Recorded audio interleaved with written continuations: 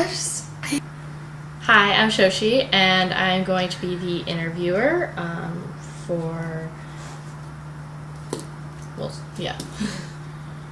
Nadav Marcus, note taker.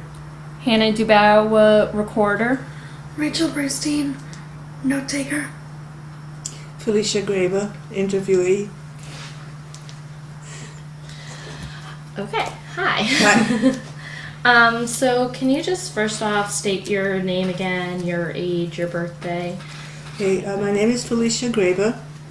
I was born in Tarnów, Poland, which is a little town west of Krakow, and in March of 1940. So, because the war, Poland was invaded September 1st, 1939. So by the time I was born, Poland was already under German occupation. Can you just spell the name of the town that you live in? Tarnow. Is that the Polish name? It is the Polish name, but in Polish, it has like an accent, like in French, accent aigu over the O. Okay. And is that how it's referred to now? Is it still Tarnow, yeah, Tarnow, right. Okay, and so you said you were born there. Did you live there until you left, or did you move around? Again, everything that I'm telling you that I know from my parents. Okay. Because my parents, thank God, survived, and I just too young to remember anything from that period. So, like I said, when I was born, things were still pretty much more or less normal. My father and grandfather had a major store, jewelry and watchmaker store on the main street in Tarnów. My parents had just been married the year before, in March of 1939, and they had a beautiful apartment on the main street. Things got, according to my parents again, progressively worse with all kinds of rules and regulations coming. My father, grandfather's store was appropriated. There were all kinds of anti-Jewish laws that were passed almost on a daily basis. And then one of the laws was that no Jews were allowed to live on the main street. And so my father found a place that he thought would become the ghetto, and we moved there, but it turned out that it was not the ghetto. And in June of 1942, June 20th or 21st, something like that, all Jews who are not in the ghetto already had a deadline. They had to move into the ghetto. In Tarnow? In Tarnow, right. And that is when my parents and I moved to the ghetto. But the ghetto was tremendously crowded. They were like, and there was no, there were like families living together in one room, and we were taken in by a friend of my parents, who lived in a room in a house called the Michalewicz house. It had been like a Jewish, like a JCC, Jewish Community Center, before the war, and my father's friend lived there with his wife and 2 children, and they took us in basically, and we divided the room in 2, and one family lived on one side and the other in the other, which actually, when we talk today, it sounds horrible, but for those days it was really great, because sometimes they had people living 10, 12 people in a room, so we really had it pretty good. Before that, before we moved into the ghetto, on June 11th was the first deportation from the ghetto, and 3 of my grandparents at that point were deported. The reason I say 3 is because my maternal grandmother had died in 1934. She was not well. And so, but the other three grandparents were deported, and they were either taken to Belzec death camp or to a spot. There is a clearing near Tarnov, in a little town called Spiritowska Góra, that a lot of older people at that point, rather than be taken to Belzec, were taken to the clearing in the forest and shot there and buried in a mass grave. In fact, today, and I was there a couple of times, there is a marker in memory of the thousands of Jews who were shot in that forest. Okay, do you mind if we go back a little bit? I know you were young, but I just kind of want to get a little bit of a... Sure. Can you just talk about your family a little bit more, their names? Did you have siblings? I was my paternal grandparents were Leib Israel and Sarah Lederberger. Okay, Sarah and Leib or Leon Okay. Leib Israel in Yiddish. Lederberger. Can you Sure. spell the last Sure. name? Lederberger.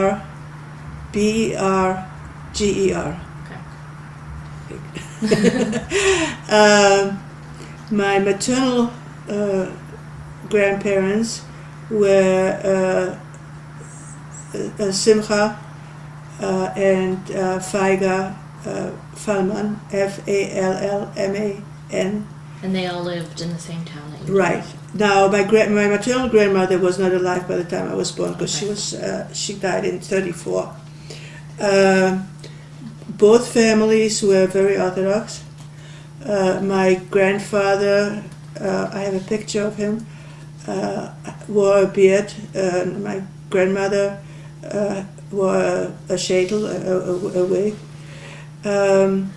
My parents, like a lot of young people in their age group, started to sort of move away from Orthodoxy, although they did observe kosher and the Sabbath and the holidays, just because they were with their parents out of respect for their parents. What were your parents' names? My father's name was Salomon Lederberger, and my mother was Tosha Lederberger. Can you say that? Tosha, Tosia.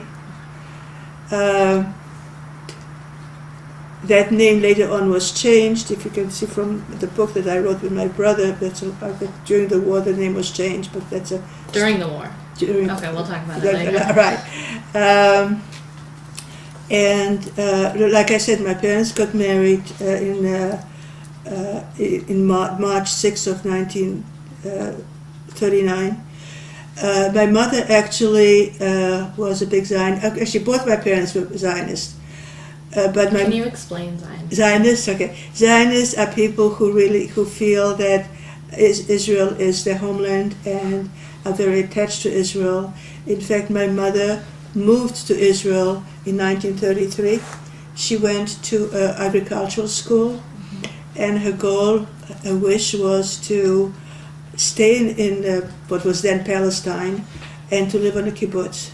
That was her wish, and all the way till the end of her life, in her 80s, she was still talking about the 1 year that she spent there. The reason she only spent there 1 year is because she got news that her mother was very ill and was basically dying. So she just packed a few things and went to see her mother, fully expecting to come back. My grandmother, like I said, died in the 30s, shortly after my mother came back. And shortly after that, my mother's sister, Adele, died in childbirth. And my mother there was a third child. My mother had a brother. And so the two were basically left alone. And my mother felt that she could not just abandon her brother. So she actually had gone to secretarial school before she moved to Israel, and so she took a job as a secretary. And then in 1939 she married my father. She had known my father for a long time because they all belonged to an organization called Shomer HaTzair, which was like a Zionistic socialist organization. And so, like I said, they got married in 1939, and she never made it back to Palestine. Were your parents, they decided to get married themselves, or was it set up at all? It was a little bit of both. My paternal grandmother, my father also came over with a family of 3 children. Mm-hmm. His younger brother had died as a young man. I think he was in his late teens. We think he had strep throat, but there was no penicillin. Mm-hmm. And so he, according to my father, basically choked to death.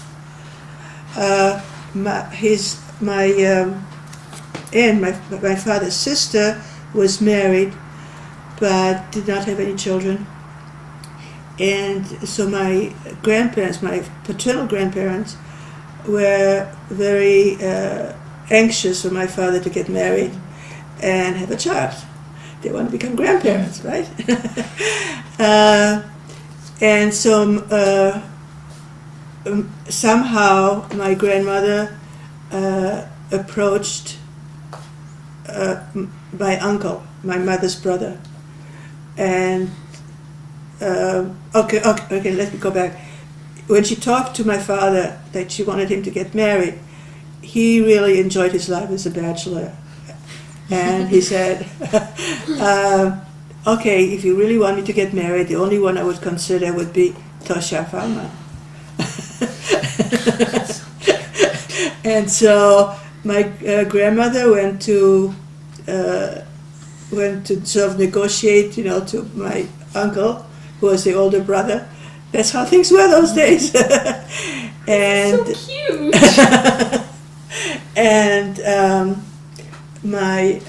and he brought the proposal to my mother, and my mother at first didn't want to because she wanted to go back to Palestine. But anyway, they kept telling her, he's a good man, he's got money, he's well off, he's a good family. Anyway, and they got married. And do you have any siblings? Well, I have a brother now, but my brother was born after the war. Okay. I was an only child at the time. Okay. So you're saying, so all of your extended family lived near you guys. So did you, growing up, do you remember, was everyone very involved in each other's lives? Did you? Well, I can't tell you I can remember, but what I do know is that my mother and her father were not close for all kinds of reasons, which I know some of it, I don't know all of it. But my paternal grandparents and my parents both were very close. In fact, my grandfather, since I was the first and only grandchild, my mother used to tell me how he would come every day to see me, and he would his best joy was to be able to take me to the park by himself. And eventually he had to stop coming because it was too dangerous for him to go out because he wore a beard. But as long as he was safe to walk, he would come on a daily basis to see me because I was like his little only grandchild.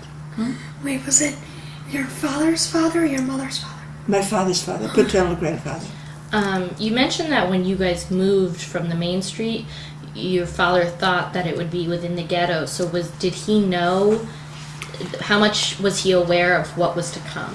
My father seemed to have known pretty much aware of what was going on.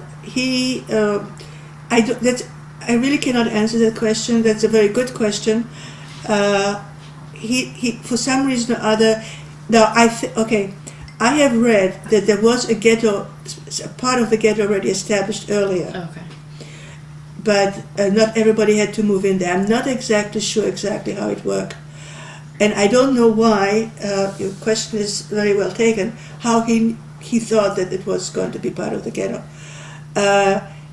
My father seemed to have pretty much got a good idea what was going on.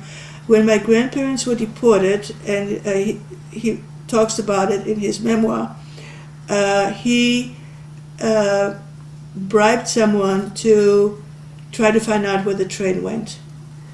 And where there are two different contradictory stories. One story is that the man told him that the train went to Belzec and that nobody survived. Another story is that my grandfather, he had rheumatism and couldn't walk very quickly. And so when the Germans were loading the trucks, he was slow. So somebody told my father that the German just shot him right then and there. I'm sorry, I got lost in the question. That's right. Let me go back on track. So my father seemed to have been pretty much aware that things were going to be bad. Maybe not as horrible as it turned out to be, because nobody could imagine that somebody was going to try to kill everybody, every Jew in the world.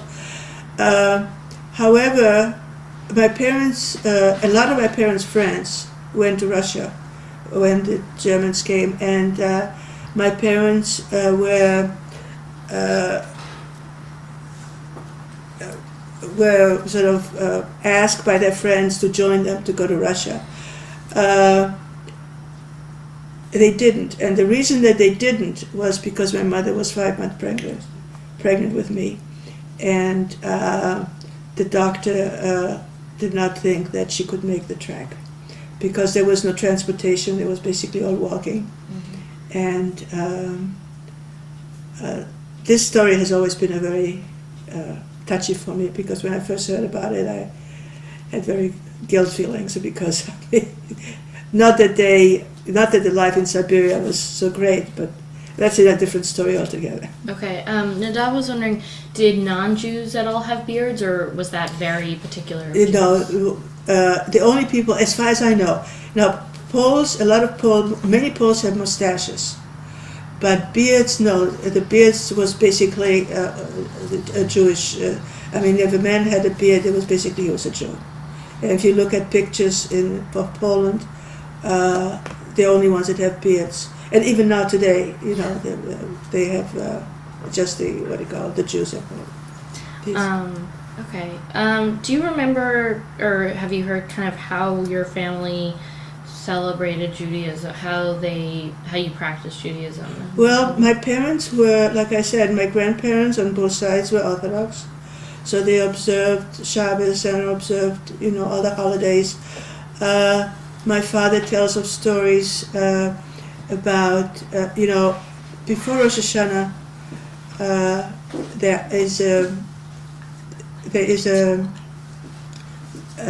are special prayers that are said either very early in the morning or it's here in America sometimes it's like after midnight, mm-hmm. But in Poland it was like 4 or 5 o'clock in the morning, and my father tells that there was a man that would go around ring a bell and say, "Jews, get up! It's time to go to slichos. It's time to go to services." And Tarnov was 40% Jewish. 40% of the population in Tarnov were Jews. There were 20,000 Jews, and they comprised 40% of the Jewish population. So it was a very Jewish town. The majority of the Jews were extremely poor. My mother's family was very poor. They had a little grocery store. My father's family was well off for those times. Like I said, they had a major store. And but my father says that the majority of the Jews were really basically very, very poor. They would come to my father's store to borrow money to buy challah for Shabbos. And my grandmother, my maternal grandmother, even though as poor as she was, there was either a poorer woman who would come every Friday afternoon, and my grandmother would give her a challah that she had baked. So another thing that my father says that his father, in other words, my great grandfather, worked in a little town called Brzesko, which is also the same area, and he worked in a brewery, and my great grandmother was selling fabrics and on the market. She would go to the market and sell clothes, fabric. So they were Jews were majority of Jews in Poland at the time were pretty poor. Now, my maternal grandmother, my father's mother, came from Germany. She was born in Cologne, Germany. She was one, although her family originally also had come from Poland. And the stories that I heard was that they had 13 children. This is my great-grandmother, and in Germany. And as soon as the child was weaned and started walking, they were sent to the farm to Poland to the grandparents. That's the stories I heard. I don't know how true they are, but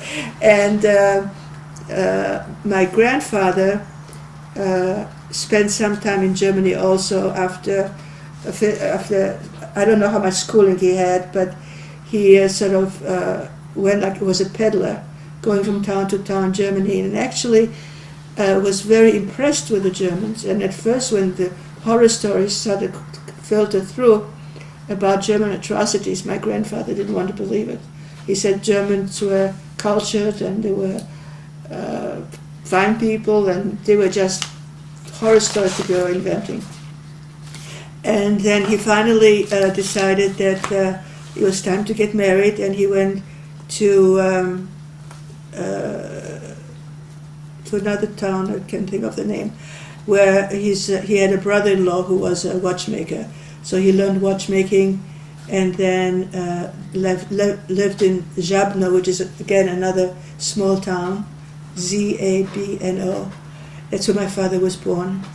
And then he worked himself up to Tarnów, and basically, really, like I said, ended up being quite well off and having a major store in town.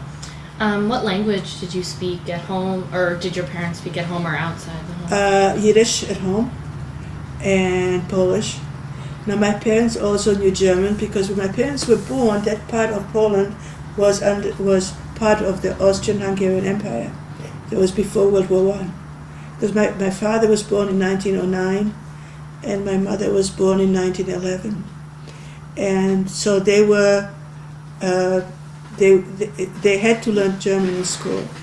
And even afterwards, when it became Poland, for some reason or other, they had to learn German. So they knew German, and of course they spoke Yiddish at home, and Polish, to the outside world. So you grew up speaking Yiddish and Polish?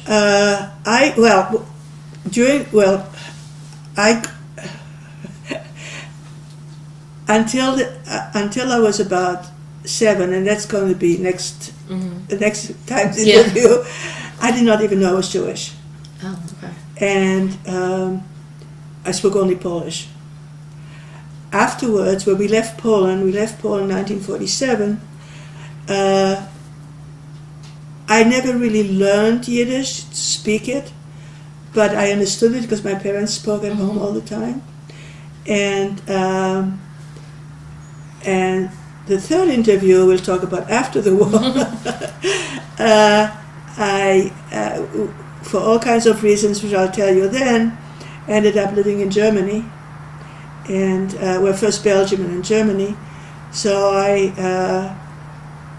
went to school, so I spoke Polish, German, French, then English, and ended up, like I was telling before, I was teaching French and German later on. Okay, and do you know what your parents' schooling was like in Poland at the time? Well, my father went to a cheder, so-called cheder, which is a cheder is like a Hebrew school where you learn the Torah, you learn Bible, you learn Hebrew, not so much Hebrew speaking, but the laws and everything. My father had an unbelievable memory. I mean, he remembered a lot of the prayers by heart. It's amazing. He was not a student. In fact, he left school when he was about 13 years old. He just, after Bar Mitzvah, they did not have to go to school at a certain age. I don't know exactly if there was even compulsory education. And he went to, in fact, my father quotes his father, my grandfather, saying, "You're not a scholar, you don't like to learn, you don't like to study. Why don't you teach go and learn to how to make a living?" And so he went, became a watchmaker and a goldsmith. And that's when he afterwards joined his father in the business. My mother had actually a better education. I don't know how far she went. I don't think she went to high school, probably not. But she went to secretarial school, and which later on during the war came in very handy because her Polish was perfect. Because a lot of Jews, because they spoke Yiddish at home, my father included, their Polish was not always very perfect. And so later on, some of the Poles could not blend into the Polish population because their language would often give them away. So my mother, like I said, went to secretarial school and then later on worked as a secretary. Did a lot of women work in Poland at the time? Usually before they were married. Okay, my mother stopped working when she got married. I don't think that married women worked unless they absolutely had to. Like my great grandmother, she had to go because actually my maternal grandmother ran a grocery store also because they just there was they had to. But it was, in other words, if a married woman worked, there was a sign that her husband couldn't support her. Right. And before she was married, she worked.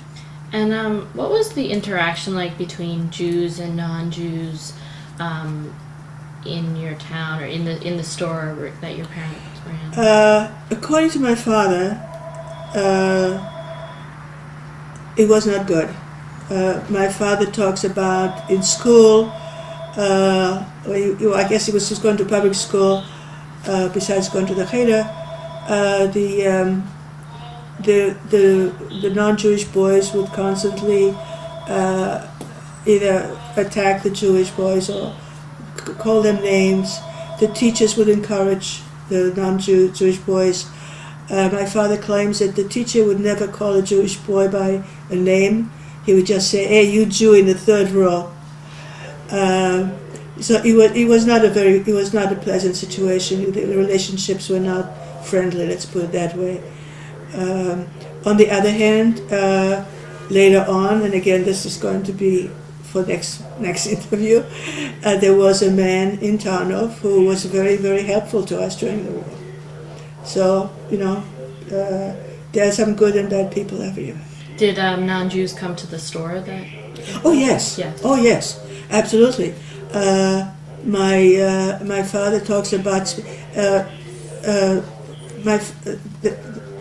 there was a big Tarnov was a big railroad connection, and there were a lot of railroad workers. My father talks about whenever they needed their watches repairs or buy watches, and he would give them pay on installments. Oh yes, he had a lot of non-Jewish customers. Yes.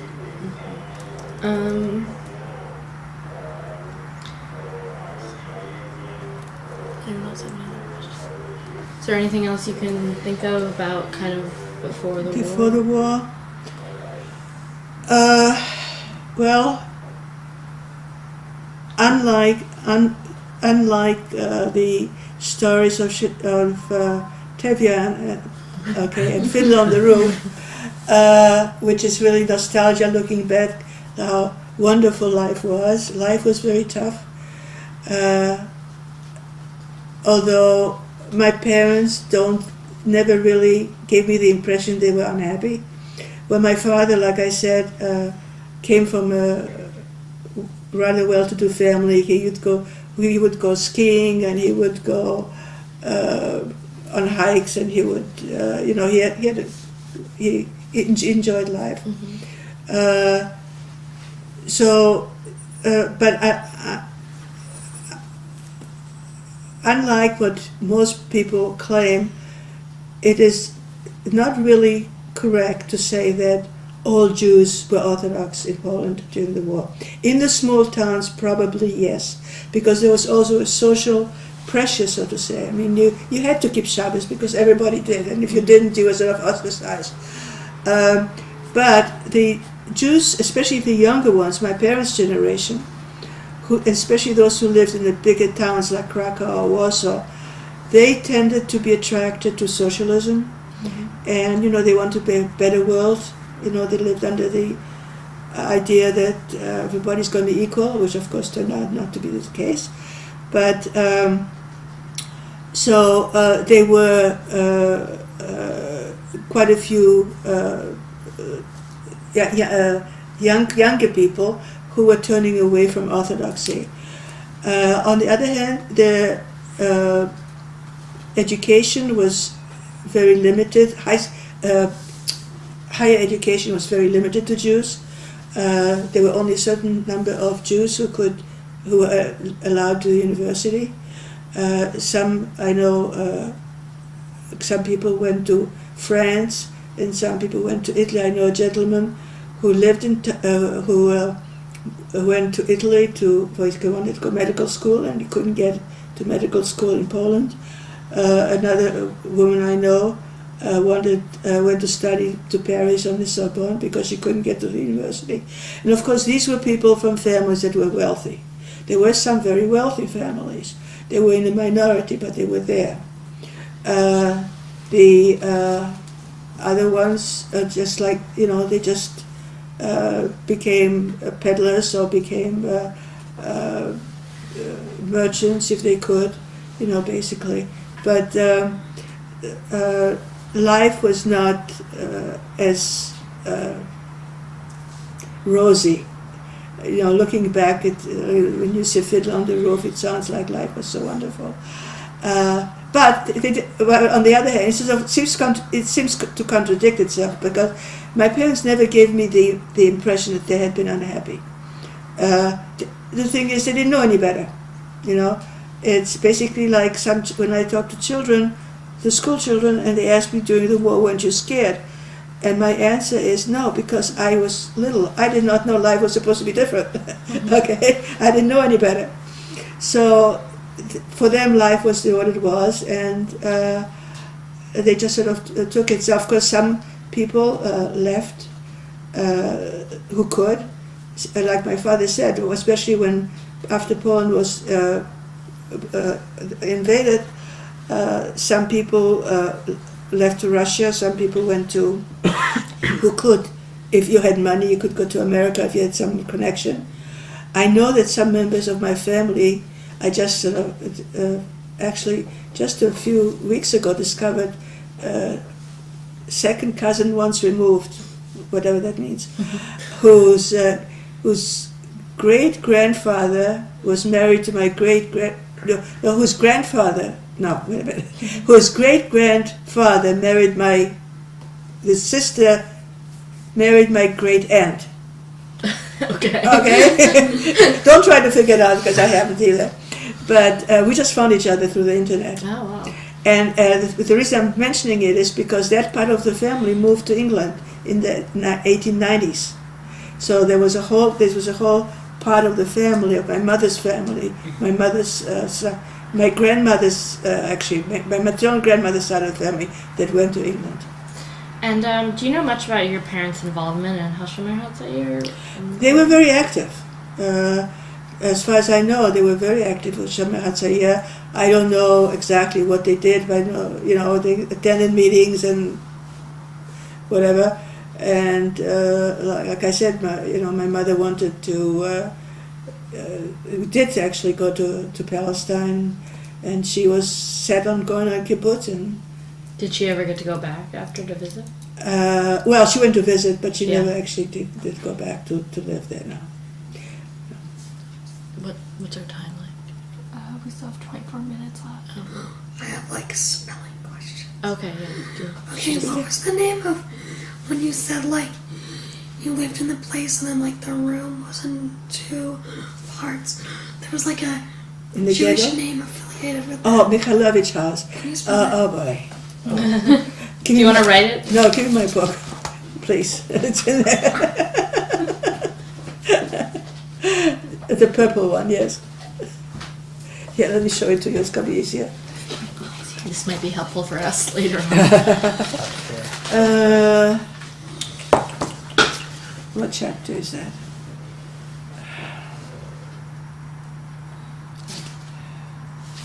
I don't even know what chapter it is. Too much ahead of. I should. You'll find out a lot on my prologue Okay. about what I was telling you.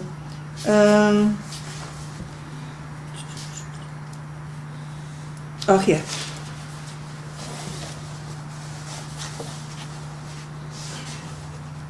Did you get all the names and stuff? Let me spell it for you, it'll be easier. M-I-C-H-A-L-E-W-I-C-H. Yeah. And actually, Mr. Mikhailovich, the reason it was called was it was a socialist, a big shot socialist, and it was the what do you call Jewish Center was named after him. Okay, what else was that? Oh, what was the name of the Zionist organization? Okay, Shomer Hatzair, which is S-H-O. Hashem. I'm here. H-A. Okay, you go ahead. Wait, Shomer, like S-H-O-M-E-R. Yeah. Hashem. H-A-S-H-O-M-E-R.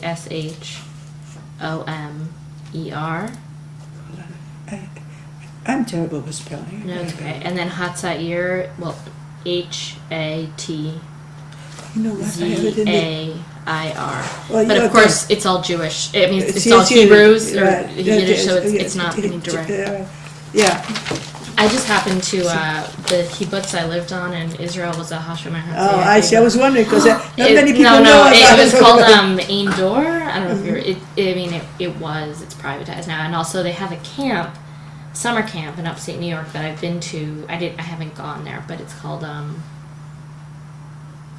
I don't remember what it's called, but I visited there once, so I just. Oh, and then the town Zabno, was that in Poland or Germany? That's Poland. It's near. All these little towns are all basically in the same area. Okay. And by the way, talking about Hashem Hatzair, my mother, when she was in Palestine, went to an agricultural school in a city called Nachalal, N-A-C-H-A, Nachalal, L-A-L, which still is there today. Do you know where near? It's in the north. It's in the north. My daughter went to visit. Oh, really? Yeah, actually, my first time I was in Israel. I was 10 years old. It was after the war, of course, and my mother went to visit the school, and the director wanted to enroll me. Of course, I was 10 years old at the time. She said that she'll take me with no tuition because I'm an alumni. I said thank you very much. Do you know which kibbutz she lived? Is it? One of the oldest, Rehavia. Rechav. She had Yeah, sure. she had friends who lived in Rehavia who were lived in Rojavia. How do you spell that? R, R-A... I think it's R-E. R-E? I think so. Okay, R-E-C-H-A-V-I-A. Yeah. And it's one of the oldest kibbutzim in Israel. And she had a cousin who also had moved to Israel, and he stayed in Israel. We sort of lost touch with him. I doubt that he's still alive because he was my father's age. But he became a big agricultural guy in the Israeli government. Traveled all around the world buying cows. So was it easy to travel in and out of Poland before the war? I really don't know. I mean,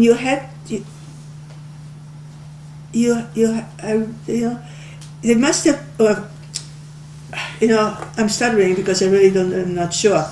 I know that like the people who went to Russia, I think they just, smuggled through. They didn't apply for a passport and leave. People who went to America, they had to have sponsors, and they had to. I don't know how easy or difficult it was. I really have no idea. It's interesting that you asked that. There are a lot of questions that come up that I never thought of. You take things for granted. Well, I just thought because your mother went to Palestine and came back. That was not a problem.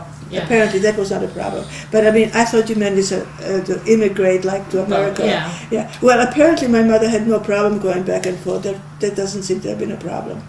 I never thought about that. She just went. You said until you were 7 years old, you didn't know you were Jewish. By that, do you mean you just thought Shabbat was a normal thing? It wasn't a Jewish thing? Of course. Okay. I went to church. Well, I think... I'm so confused. We'll talk about it next time. Okay, cool. That's during the war? Okay, During the cool. war, yes. Okay. Actually, after the war too, until we left Poland. Okay. Does anyone else have... Do you think... Can you think of anything? I can't think of anything that from before that time. Do you know what happened to the store that your father ran? Well, that was where my father talks. First of all, when the German soldiers, several things. The Germans said that you had to keep the store open. You couldn't, in other words, you could not just close the store, but you could not raise your prices either. And you had to keep even though the money became devalued, it was worth less. You were not allowed to raise your prices. But your father was still allowed to run the store? Up to, for a while. Okay. I don't know at what point. I think either 42 or... I think by the time they went to the ghetto, he was out already. So maybe the first 2-3 years he was allowed to. And then he was taken over by the Germans. But also they had to have the merchandise, they had to display the merchandise, and my father talks about the group of Germans would come and look at some watches, and they would hand the watch one to another, and before you know it, the watch would disappear. And there's nothing you could do. There's just absolutely nothing you can do. And also my father in his memoir talks a lot about how the laws would change and would get stricter and stricter. For example, you were supposed to, if you saw a German soldier, you were supposed to, they wore hats, you're supposed to salute the German, and some Germans would get angry. Well, what are you saluting me? What am I, your friend? And if you did not salute, the German would get mad and say, "What do you want? You're supposed to salute me," and get mad.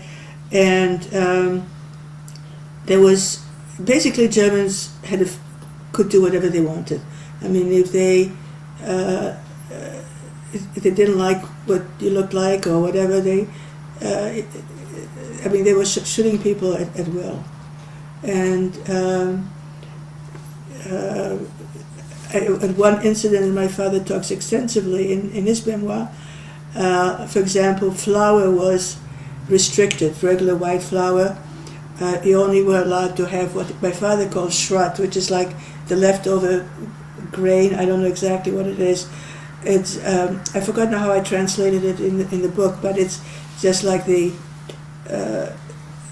not the white good stuff. It's whatever is left. And one day a woman came to my father's store and wanted to and offered him to buy on the black market some regular white flour, which my father bought. It was Thursday. He was going to bring it to my grandmother to bake a challah, and on the way to his parents' home, he ran into two Germans who wanted to know what he had in his bag. And when they found out that they had the flour, they wanted to know where he got it from. And he did not want to divulge it because he knew that the woman would be shot.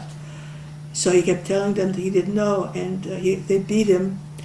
And finally, they drew a gun at his head and said, "We'll shoot you." So he said, "Well, if you shoot me, for sure you're not going to know." And he was a character, my father. And he said, "But if you let me go, I'll find out." And so they let him go, and it gave him an hour or two. He couldn't go back because he was in bed. He was all beaten up. But what my father did, he sent somebody to warn the woman.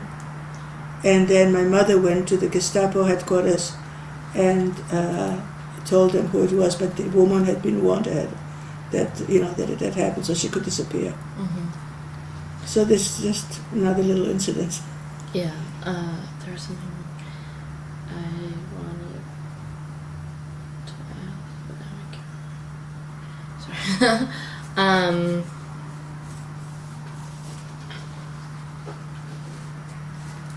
Sorry, no, I forgot my question. No, you're supposed to do that when you were a senior, not now. A senior adult, not a senior in college.